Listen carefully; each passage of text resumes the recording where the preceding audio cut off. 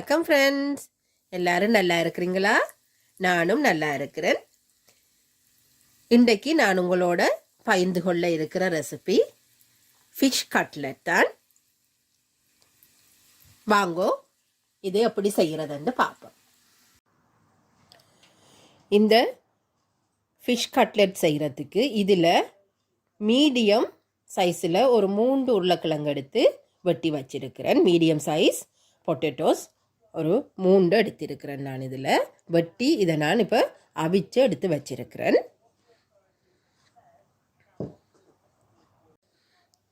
அதை இப்படி கையால் இப்படி நசிக்கிற அளவுக்கு நீங்கள் அதை அவித்தெடுங்கோ.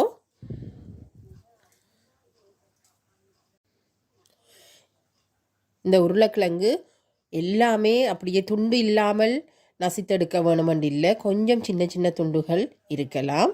ஆக பெருசாக நீங்கள் விட தேவையில்லை, இந்த சைஸ் எல்லாம் தேவையில்லை. கொஞ்சம் அதுகளை கையால் அப்படியே பார்த்து அப்படியே நசித்து விடுங்கோ.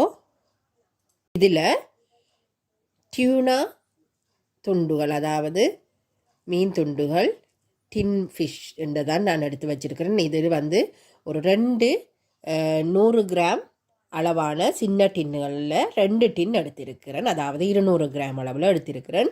இது டிபெண்ட் எப்படி உங்களுக்கு ஃபிஷ் கூட வேணுமா குறைய வேணுமான்றதை பொறுத்து நீங்கள் இதை போட்டுக்கொள்ளலாம். நான் இதில் 200 கிராம் எடுத்திருக்கிறேன். அதை இதோட சேர்த்துக்கொள்ளுறேன்.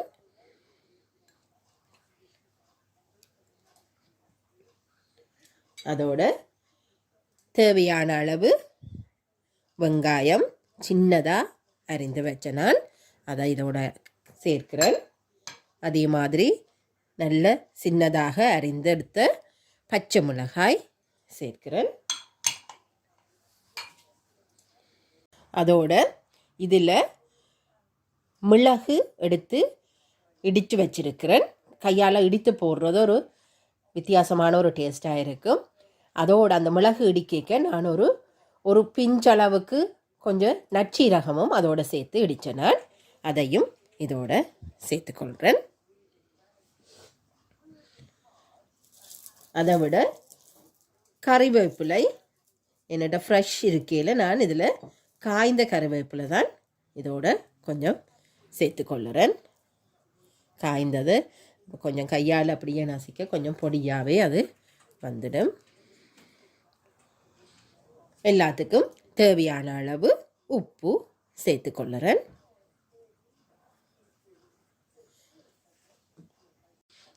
இப்போ இந்த கலவையை நாங்கள் அப்படியே ஒருக்கா கையால் அந்த மீன் துண்டுகளையும் கொஞ்சம் நாங்கள் உருட்டி எடுக்கல வடிவாக வர்றதுக்கு ஏற்ற மாதிரி ஸ்மூத்தாக வர்றதுக்கு ஏற்ற மாதிரி கொஞ்சம் மீன் துண்டுகளையும் இப்படி கையால் உலர்த்தியே இதை மிக்ஸ் பண்ணி கொள்ளுறேன்.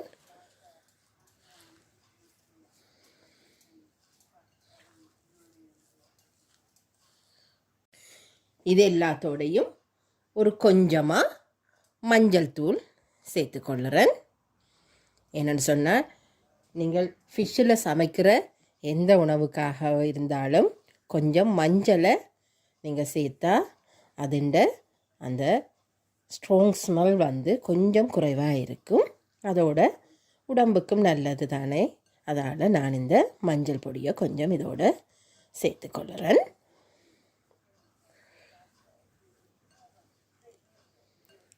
பாருங்க, இதுக்கு எதுவுமே தண்ணி எதுவுமே நீங்கள் சேர்க்க தேவையில்லை. நீங்கள் இப்படி உருட்டும் போது இப்படி பிடித்து பார்க்க அது வடிவாக வார மாதிரி இருக்க வேணும். இப்படி உருண்டையாக வார மாதிரி இருந்தால் போதுமானது. இப்போ இந்த அளவு உங்களோட கையால் பிடிக்கக்கூடிய இந்த அளவு உருண்டையாக பிடித்தெடுத்தால் நல்லா இதில் வெடிப்புகள் இல்லாத மாதிரி பிடித்து கொள்ள வேணும். அதோடு நீங்கள் இப்படி உருண்டையாகவே நீங்கள் எக் வாஷ் பண்ணி அப்படியே அதை நீங்கள் ப்ரெட் க்ரம்பில் பிரட்டிட்டு பொரிச்சு எடுக்கலாம். அப்படி இல்லைன்னா நான் செய்கிற விதம் கொஞ்சம் இதை இப்படி கொஞ்சம் தட்டையாக அழுத்தி போட்டுத்தான் நான் இந்த கட்லெட் செய்கிறேன். நான் இதில் எனக்கு கிட்டத்தட்ட 17 கட்லெட் நான் செய்த சைஸுக்கு வந்திருக்குது. இது உங்களுக்கு ஒரு அன்னளவான ஒரு நம்பராக நீங்கள் இதை வச்சுக்கொள்ளலாம். இதில் 2 முட்டை எடுத்திருக்கிறேன். நான் இதில் டிப் பண்ணிட்டு தான் பிரெட் க்ரம்பில் போட போகிறேன். அதுக்காக நான் இந்த 2 முட்டையையும் எடுத்திருக்கிறேன்.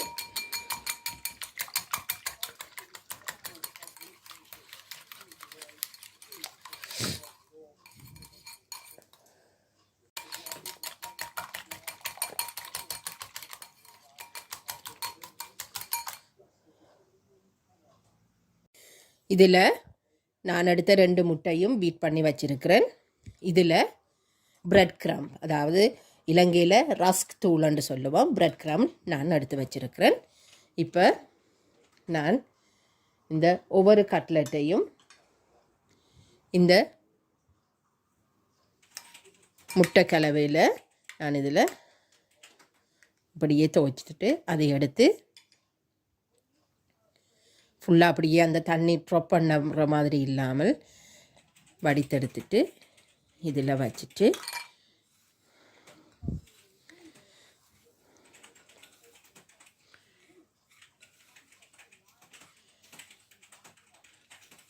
அந்த ஈரம் ஃபுல்லாக இதில் ஒட்டி பிடிக்கும் வரையும் நீங்கள் இதை கொஞ்சம் கூடவே போட்டுடுங்கோ. அப்போ கொஞ்சம் கூட முறண்டு வரும். இது டக்கண்ட் ஒருக்கா போட்டு அப்படியே சுற்றி எடுத்தால் காணுமண்டு இல்லாமல், என்னென்னா அந்த எக்குண்ட அந்த தண்ணி தன்மை அதில் இருக்கும்.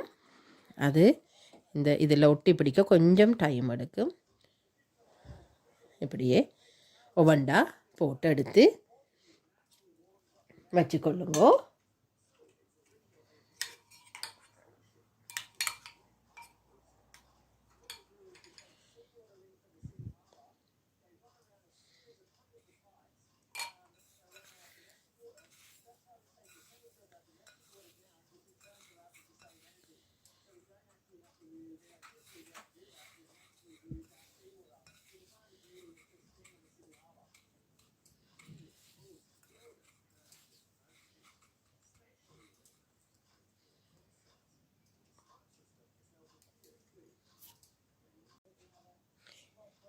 எல்லா கட்லெட்டையும் நான் எக்கில் டிப் பண்ணி இதில் பிரெட் க்ரம்பில் நான் எல்லாம் அதுலேயும் எல்லாம் பிரட்டி எல்லாம் எடுத்து வச்சிருக்கிறேன்.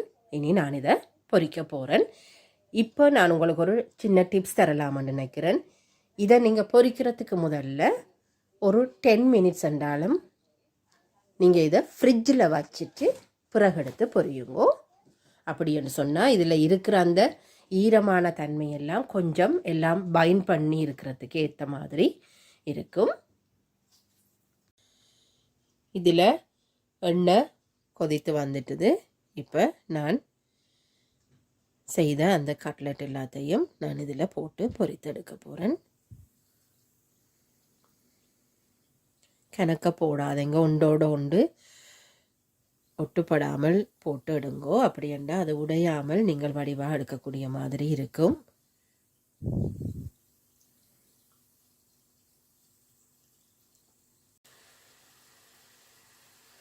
இதை கொஞ்சம் திருப்பி விட போகிறேன்.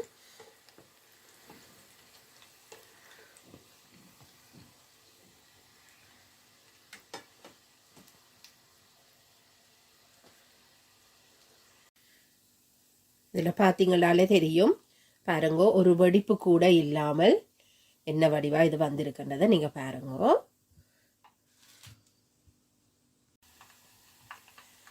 பாருங்கோ, இது 2ஆம் தரம் போட்டு எடுக்கிறது.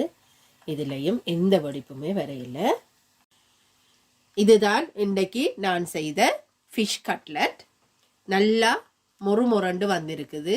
இதில் பார்த்தீங்கன்னா தெரியும் பாருங்கோ, நல்ல முறுமுறுப்பாக வந்திருக்குது. உள்ளுக்கும் நீங்கள் உடைச்சு பார்க்கே தெரியும் வடிவா அவிந்து நல்ல வடிவாக வந்திருக்குது. வெங்காயம் எல்லாம் அவிஞ்சிருக்கு. நாங்கள் பச்சையாக தான் வெங்காயம் போட்டுனாங்க, அதெல்லாம் வடிவாக உள்ளுக்கு அவிந்து தான் வந்திருக்குது. நீங்களும் செய்து பாருங்கோ. மீண்டும் இன்னொரு வீடியோவில் உங்களை சந்திக்கிற வரைக்கும் தேங்க்யூ, பாய்.